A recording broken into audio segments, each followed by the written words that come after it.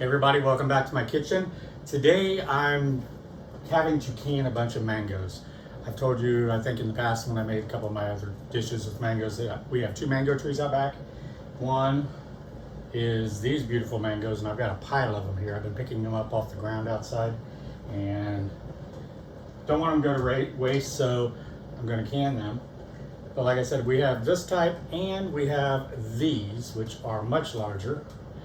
These aren't ripe yet. They're usually about 3 to 4 weeks after these, and this tree is loaded. So I think I'm gonna be doing this again.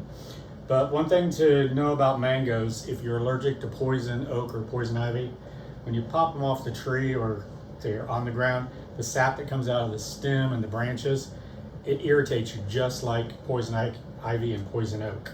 I'm allergic to it. I got this last week when I picked one up, and it's still itching and I keep scratching it.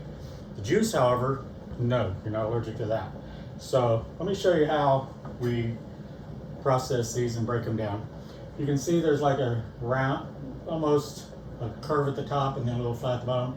So if you just cut on this side and this side, because there is a seed that is flat seed right there in the middle. So you just go down both sides. And if you feel a little resistance, just tilt your knife out a little bit and go around that seed.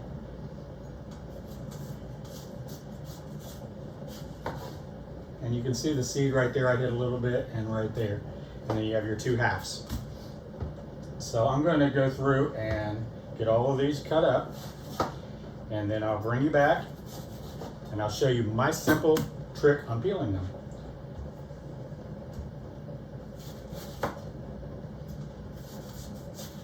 These all the way around, getting juice all over your hands, everywhere, because these are just like peaches. They're full of juice.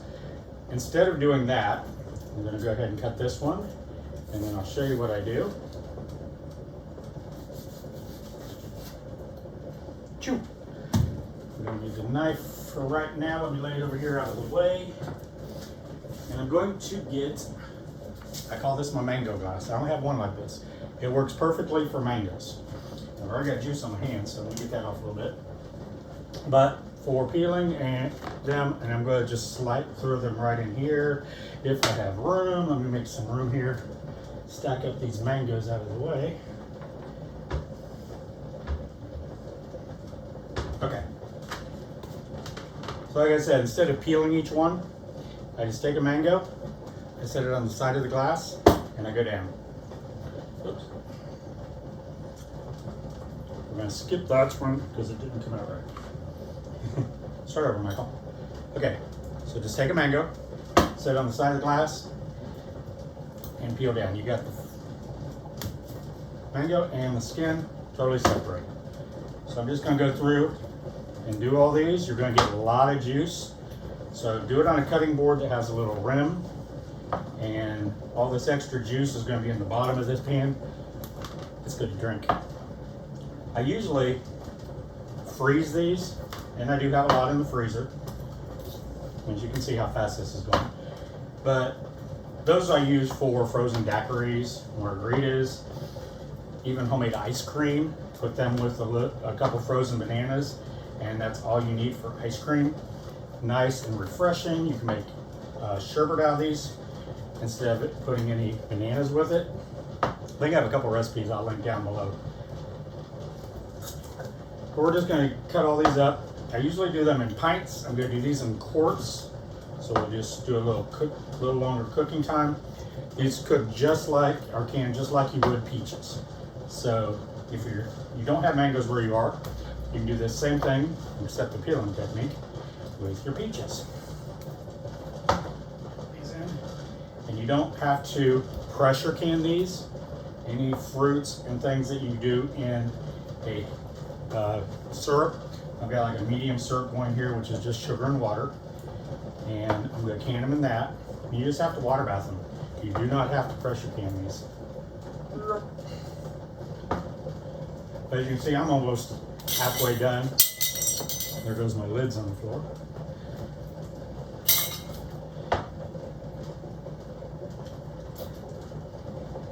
Grab this.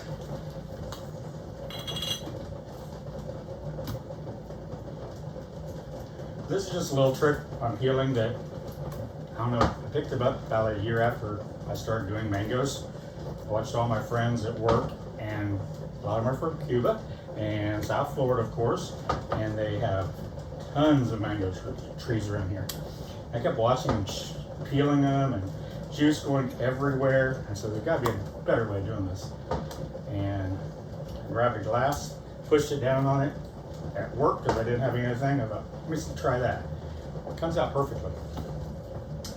So remember that little trick. If you get mangoes, you can, even if you're up north in the summertime, they'll have them sometimes in the stores at Kroger's or Publix, if you have that up there. But down here in South Florida, you can literally drive down the street and there'll be buckets of them sitting out by the road for free that people have from their trees out back that they're just trying to get rid of. So let me finish peeling these up and I'll be back with you.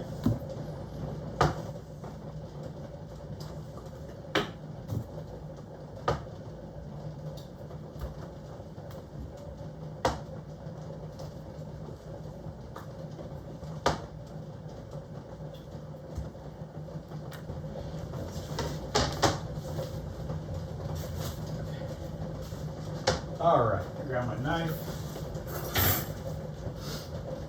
And I'm just going to slice these in strips because I'm going to be putting them in quart jars. Now my pints that I've already done, I did cube those, but these I'm just going to do in strips.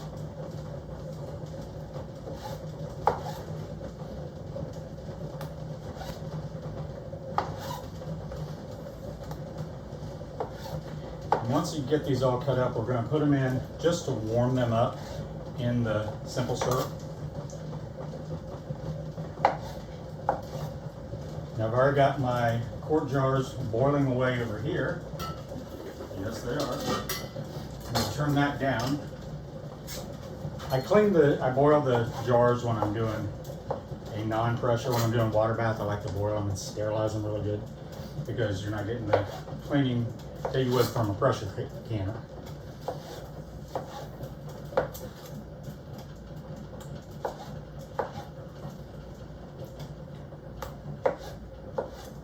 I'm going to go ahead and finish slicing these up and I'll be right back with you.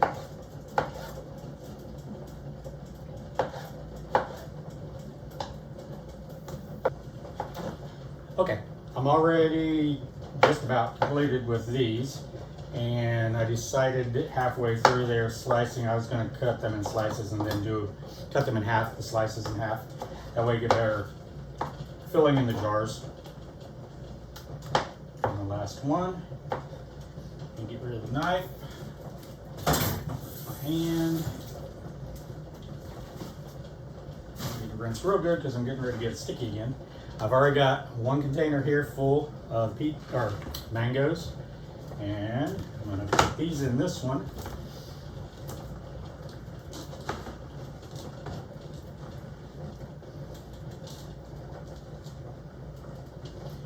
Quickly get this board off the counter because it's dripping.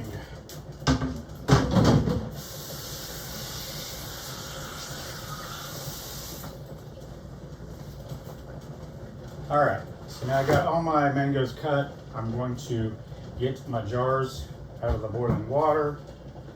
This laid out, set them on.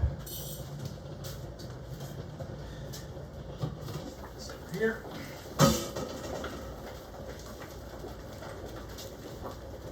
And this is my jar retriever.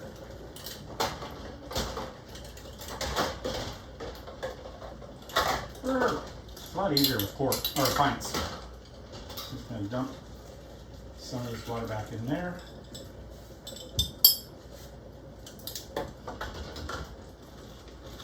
Now I don't suggest you do it this way. It's easy to get burnt. I've been doing this for a while, so I'm getting a little better at it.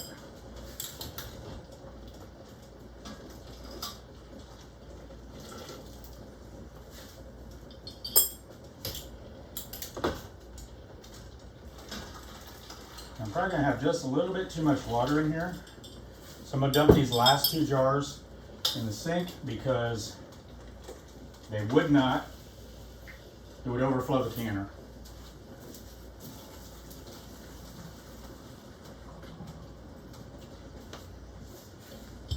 if I pour all the water in there and I put these back in, the jars will be full of the mangoes and it'll overflow.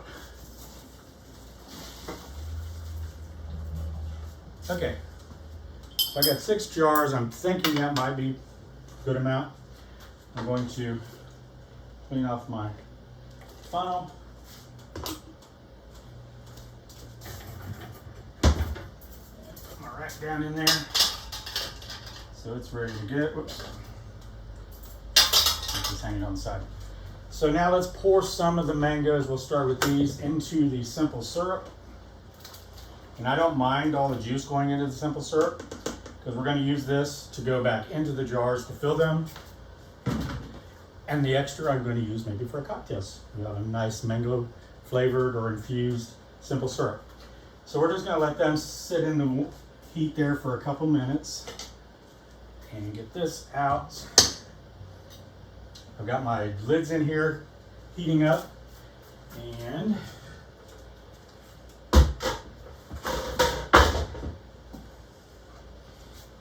retriever.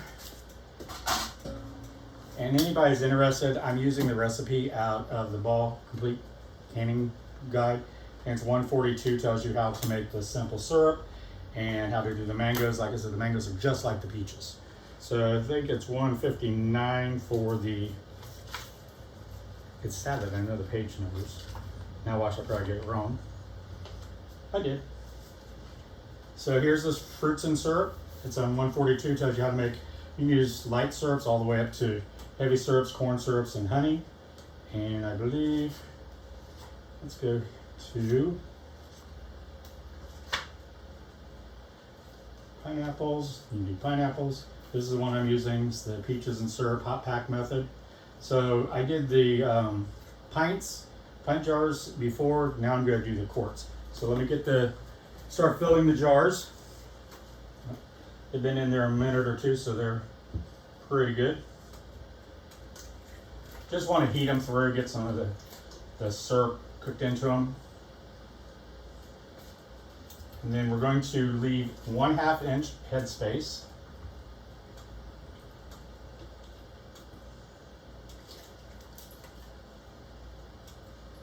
And it is hot in this kitchen. It's about 90 degrees outside, and all this boiling everything, it's got me sweating.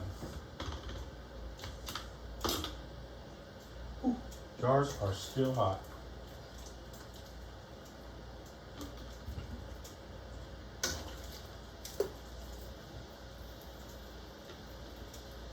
And believe me, you don't want to put a towel down because this syrup is sticky and it gets everywhere.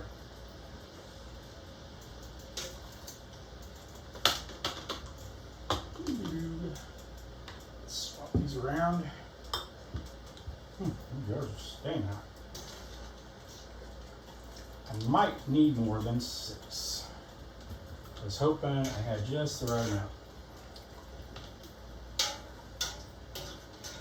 Okay, there's all those mangoes. Put these in. Careful putting them in, don't splash. That is hot syrup, it will stick to you. Okay, I'm back. Gotta get a drink there. I'm burning up in here. Like I said, I did pints before. You process them for 15 minutes after it reaches a rapid boil. And you boil them for 15 minutes. Quarts you're gonna do for 20 minutes. So that's the only difference. I'm just filling these jars.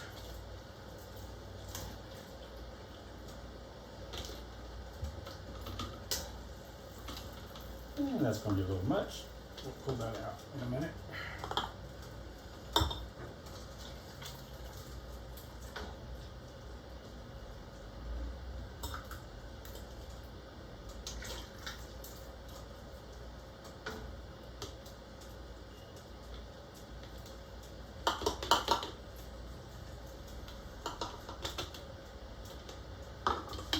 I got lucky and got 6 quarts.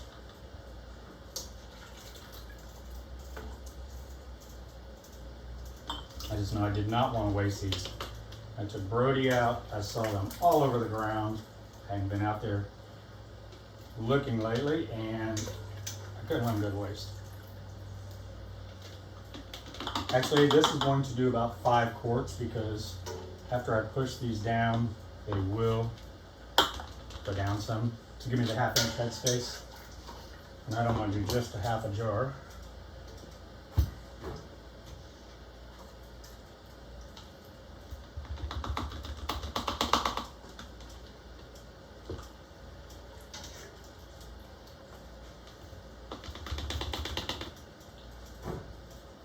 Look at that, perfect, 5 quarts.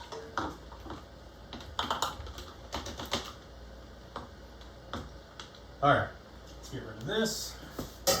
Still need this in a second. I'm going to sit it upside down over here out of the way. And now we're going to fill these jars with the simple syrup. Like I said, you want 1/2 inch of headspace. So after we put this in and we debubble it, probably have to add just a little bit more.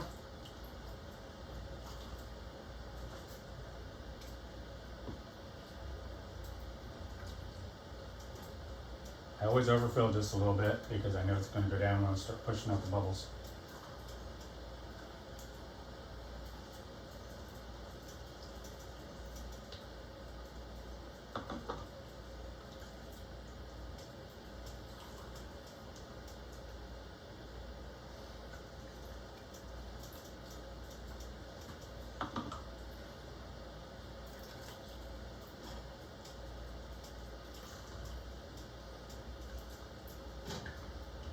And I started with this mini mangoes. I started with 3 quarts of water, and I put 2. I like it a little medium heavy syrup, so I put 2 cups of sugar per quart of water. So I put 6 cups in there of sugar.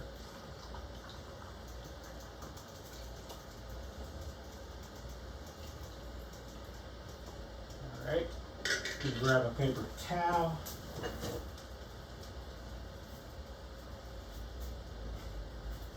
So then I need to wipe these jars down. First, let's debubble them. Just want to get all the air bubbles out because that's the oxygen in the air is what's going to let bacteria grow. You're always going to have air bubbles in here. Just be kind of gentle when you should take it down in there. You don't want to mush up the fruit too much. I don't know if you can see it, but the liquid level has went way down on all these. You know, I have to debubble them once. When I'm done here and put in more fluid, I don't have to do it again because the bubbles are already out. I'm just topping them off. That one's going to be perfect. But I thought I overfilled.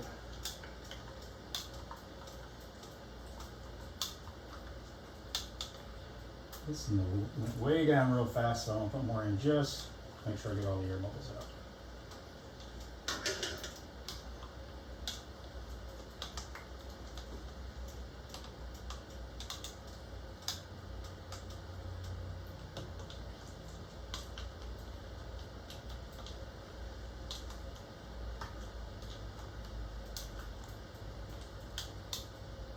Did I do that, jar? Are you guys paying attention? I'm going to take a chance. Let's do it again. Thought I did. Maybe not. All right. So there they all are debubbled. Now I can add the finishing liquid to get it up to about 1/2 inch of headspace.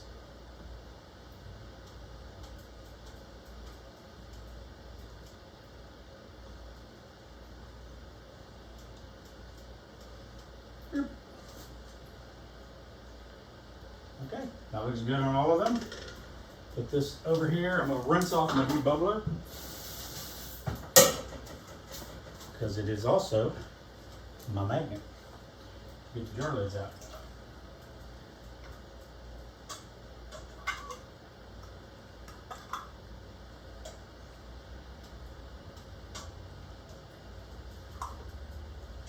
I don't know if y'all can see, I am sweating. It is hot in here. I turned off the air conditioner because it makes too much noise, the central air, in these videos. So I'm sweating for y'all. Oops. Now, right there, I'm not gonna cut that out of the video. I'm just gonna show you what I just did. I'm gonna put all these back in here and crank them back up to heat because I did not wipe off the rims. you have to wipe off the rims, especially when you're doing meat with fat, this with heavy syrup, or they may not seal. So it was good that I messed that up so I could show you that you can't miss that step.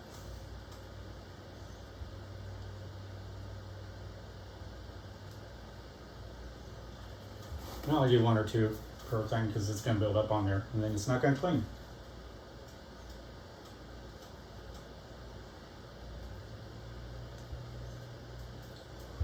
Those things are hot.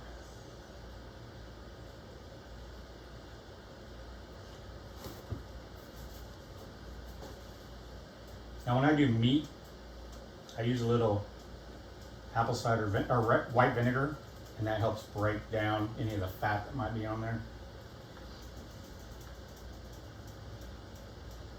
This one feels really sticky, so I'm going to get the vinegar, and I'm just going to re-wipe them all with vinegar. You can never be too safe when you're canning food because this is your family's health. And you don't want to waste all this food if it goes bad. So just take the apple cider vinegar, that'll break down here. Ooh, that went right up, nice and smooth.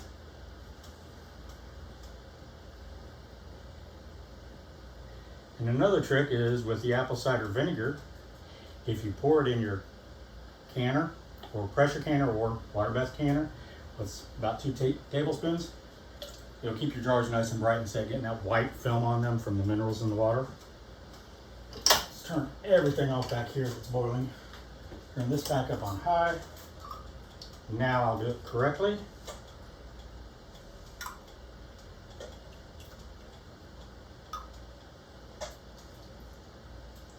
Just be say wanted to make margarita. All right. Another one out of the way.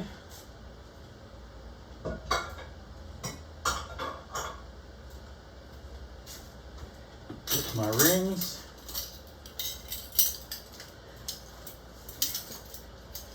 And I sometimes am told I overdo it, but when I'm water bath canning, I like to be careful, so I just put the rings in here, let them get boiled up a little bit.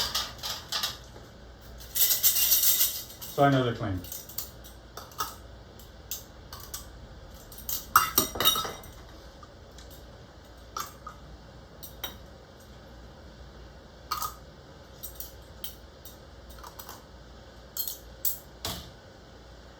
There we go. And you're just going to put these on finger tight.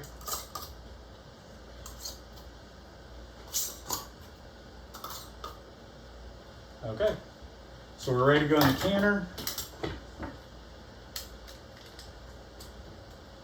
I've got my rack here. Make sure you always use your rack, and when you're loading it, hold it so it doesn't sometimes slip and flip. Once you get one on each side, it's a little bit more sturdy. But use your rack so they don't bang into each other, and also they're not sitting on the very bottom and on the direct heat.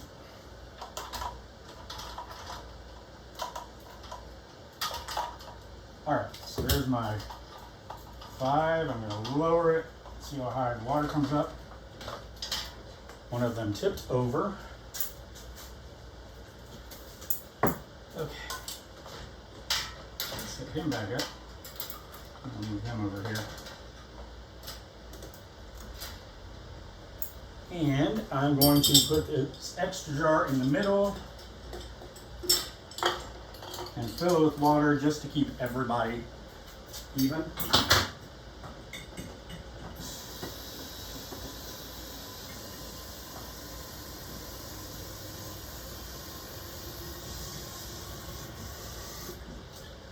Because they are moving around in here. See what I say?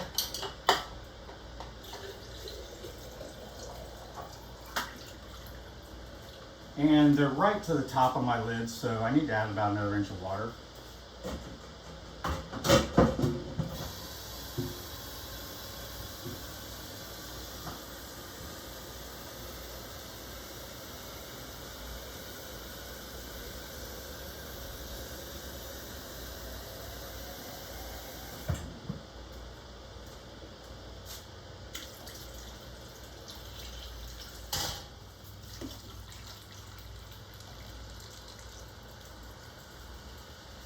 All right, I'm gonna bring this to a boil, put the lid on it, let it sit for 20 minutes after it hits a rapid boil. So don't start the timing now, wait till you have a nice boil going, then we're gonna do them for 20 minutes. I'll be back when we're done.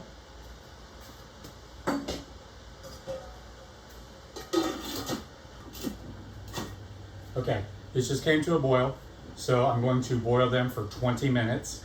I want to come back and let you guys know this. I think I said 15 when I put it in, but just follow the directions in the ball canning guide. It's the same on the National Canning website for preserving food, which I will put a link down below.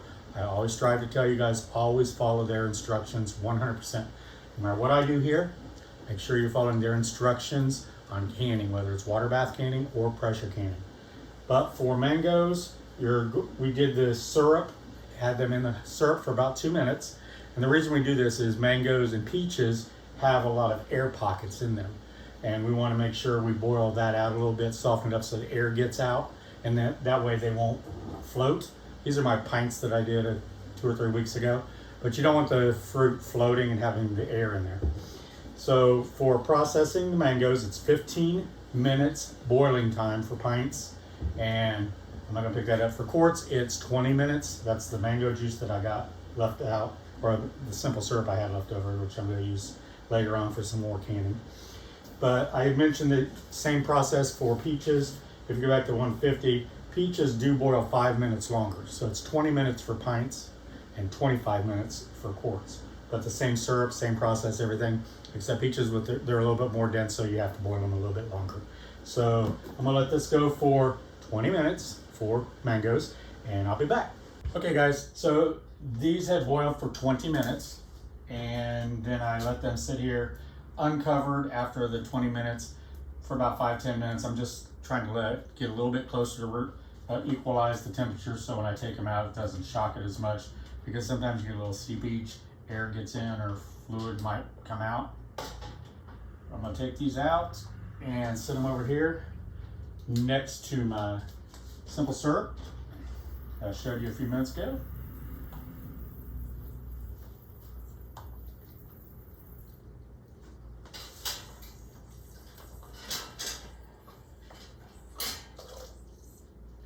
Now we just wait for that wonderful popping noise telling us that they're sealed. So any of you that have not had mangoes, have not tried mangoes, I think they're just they're like a peach, less peachy taste, more between peach and an apple combined. You can use them just like you do peaches. So that's just the jar left with water. You can use them just the same as you do with peaches. You can make pies.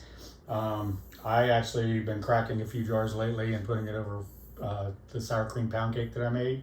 Real good like that. The juice and the syrup in there, it's good to pour over it also. So if anything you'd use for a peach, you can use with this. You might just have to put a little bit more sugar in them because they're not as sweet. They get a little sweeter now that they're in the simple syrup, but they're not as sweet as a ripe peach. The simple syrup, you can use that to, like I said, make cocktails. You can put it in your tea to flavor your tea and sweeten it up a little bit. It works really great. So give these a try, and I appreciate you coming in, joining me in my kitchen again. Don't forget to subscribe if you're not already subscribed, and hit the bell. That way every time one of our videos go up, you'll get notification. And I'll talk to you again soon. Bye-bye.